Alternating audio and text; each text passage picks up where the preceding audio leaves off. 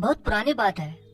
एक राजा के पास सब कुछ था, लेकिन वह समझ नहीं पा रहा था कि खुश कैसे रहा जाए।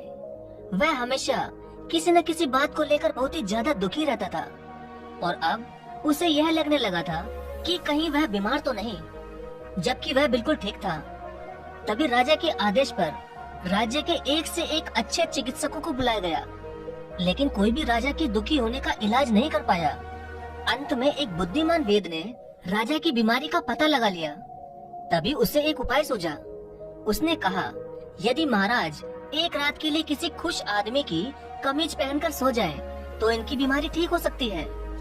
तभी सैनिकों को राज्य भर में किसी खुश आदमी को ढूंढने और उसकी कमीज लाने का आदेश दे दिया गया, लेकिन पूरे राज्य में खोजने पर भी कोई खुश आदमी ढूंढा नहीं जा सका। किसी को अपनी गरीबी का दुख था, तो कोई धनवान आदमी और भी ज्यादा धन पाने की लालसा में दुखी था।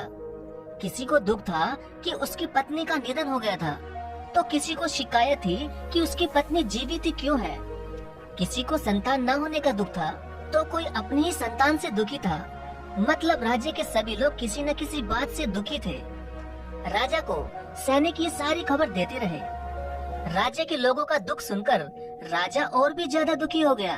तभी सैनिकों को एक गांव के द्वार पर एक भिखारी बहुत ही ज्यादा खुश दिखाई दे रहा था और मदमस्त एक बड़े पेड़ के नीचे लेटा हुआ कोई गाना गा रहा था। शायद उसे कोई भी दुख नहीं था।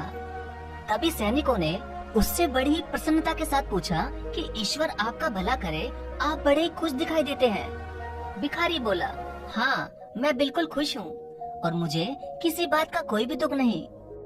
सैनिक उसे पाकर बहुत खुश हो गए। उन्होंने उस भिखारी से कहा कि यदि वह एक रात के लिए अपनी कमीज उधार दे दे, तो वे उसे 100 सोने की मुद्राएं दे देंगे। यह सुनकर भिखारी जोर जोर से हंसते हुए लोटपोट हो गया। फिर किसी तरह अपनी हंसी रोकते हुए बोला, मैं अवश्य ही अपनी कमीज दे देता, पर मेरे पास पहनने के लिए कोई दूसरी कमीज नहीं है। ये कहकर उस भिखारी ने उन सैनिकों को 100 सोने की मुद्राएं लेने से साफ मना कर दिया और वहाँ से कहीं और चला गया। ये खबर जब सैनिकों ने राजा को दी, तो राजा बड़ा ही अचंभित हुआ और वो ये सोच में पड़ गया कि उस भिखारी ने ये भी नहीं सोचा कि 100 सोने की मुद्राओं से तो वो बहुत सारी कमीज खरीद सकता था। फिर भी उसने मुद्राओं की तरफ बिल्कुल भी ध्यान नहीं दिया और हंसता हुआ वहाँ से चला गया। यानी उसने उन सोने के सिक्कों पर बिल्कुल भी सोच विचार किया ही नहीं। उस गरीब की ऐसी बातों से राजा को अब सब समझ आ गया था कि इस धन दौलत के बारे में ना सोचकर हमें अच्छे कर्म और गरीबों की भलाई के बारे में ही सोचना चाहिए, क्योंकि इंसान धन दौलत में फंसकर अपनी जिंदगी को सही ढंग से जीना ही भूल जाता है और ज्यादा आगे बढ़ने की चाहत में वो अपने आप को एक बीमार और अशांत इंसान बना देता है।